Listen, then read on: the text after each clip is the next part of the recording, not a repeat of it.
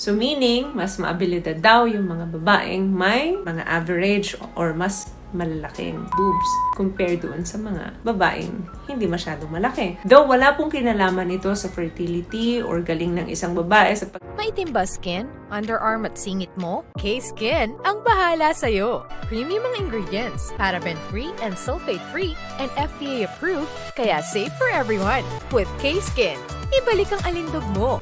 Huwag nang magpahuli.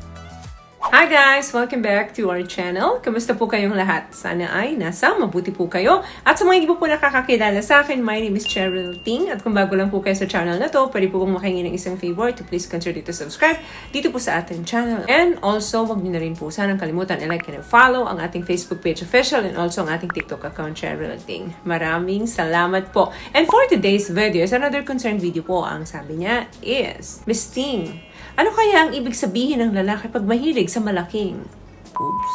Madalas ba yan ang favorite part nila na katawan ng mga girls? Yes, may mga lalaki po talagang mahilig sa big Sa katunayan, malaki pong porsyento ang mga kalalakihan na hindi may kakailang. Mas gusto nila ang mga babaeng may malaking yung may dalawang bundok ka na average or above average. Isa yan sa magandang asset ng isang babae. May mga lalaki rin naman po kasi na ayaw or kontento na sa maliit na dalawang bundok. Kung ikaw ay isang lalaki na mahilig sa isang babae na may malaking dalawang bundok, ang video ito ay para sa iyo. We all know that men are visual creatures. Meaning kung ano yung nakikita nila, yan yung nai-imagine nila, alam kaagad nila kung ano yung nilalaman yan. Meaning, doon nagsistart ang imagination ng isang lalaki. Minsan, pag may mga nakikita silang may malalaking bundok, nagsistart kaagad yung kanilang arousal. Meron agad naglalaro doon sa kanilang brain kung bakit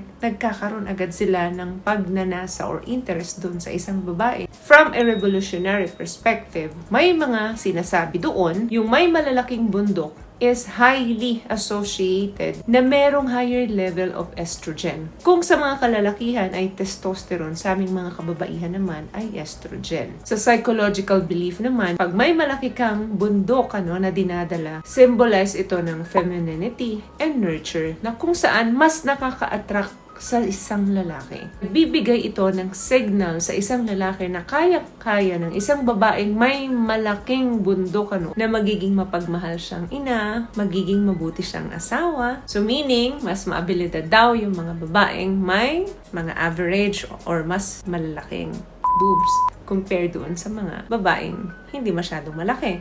Though wala pong kinalaman ito sa fertility or galing ng isang babae sa pagiging ina or sa pagiging asawa, pero sa isang lalaki, minsan nagbibigay ng signal yun sa brain nila na itong babae na ito mas may ability or mas capable maging mabuting asawa or mabuting ina. And nandun din yung mutual sexual satisfaction. Notice, kung ikaw ay attracted sa breast ng isang babae, pwedeng maging indication yan na you love sexual play.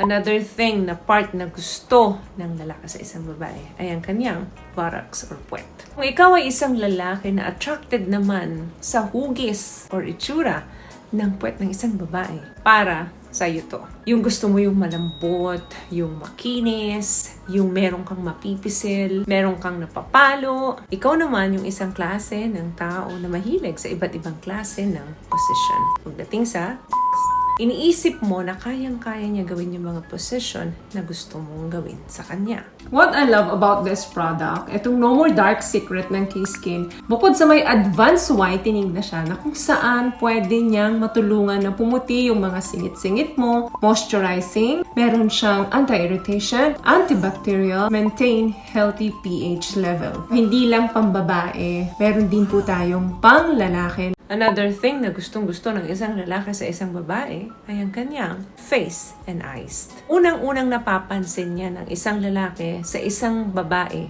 Kung may maganda kang ngiti, very appealing yan sa isang lalaki. At bright eyes, nako, very attracted ang mga kalalakihan dyan. Another thing, legs. Well-shaped, well-structured, toned legs. Yan yung madalas na may mention ng mga kalalakihan na very attracted sa kanila. Beyond physically parts, meaning hindi lang sa parte ng katawan ng mga kababaihan attracted ang mga kalalakihan. Also, gustong-gusto rin nila sa mga kababaihan na may confidence and humor. Mag-agree ka kung ang confidence ng babae and yung ability niya na makapagpangiti or makapagpasaya ng tao, especially yung kanyang someone, are crucial. Another thing, ang kanyang body language and grooming. Confident postures. Maganda siyang tumayo, magandang manindig. Body language, like good eye contact. And overall self-care, like manicure ang kanyang kamay, pedicure ang kanyang paa. Signal yan ng attraction sa isang lalaki. Alam niyo po, ultimately, attraction is subjective. Meaning, iba-iba po ang attraction ng isang lalaki sa isang babae. At hindi porket attracted ang isang lalaki doon sa isang babae na meron noon, that means lahat ng kalalakihan ay ma-attract na sa kanya. Hindi po ganun yon. Yung character po at yung personality, malaki po ang role niyan para ma-maintain ang attraction ng isang lalaki sa isang babae. Aanhin mo naman yung sexing katawan, magandang muka, kung hindi naman maganda ang pag-uugali. Kung pangit naman ang pagtrato sa'yo, kung hindi naman tapat ang pagmamahal sa'yo, hindi baliwala lang. So, yun lamang guys ang video natin for today. I hope may nakuha po kayong tips sa mga napag-usapan natin ngayon. At kung nagustuhan yung ating video, please give it a thumbs up, comment down below, and also share this video na rin po sa mga kaibigan na sa tingin yung matutulungan ng video natin. Once again, palagi po kayong mag-iingat at palagi po kayong manalangin.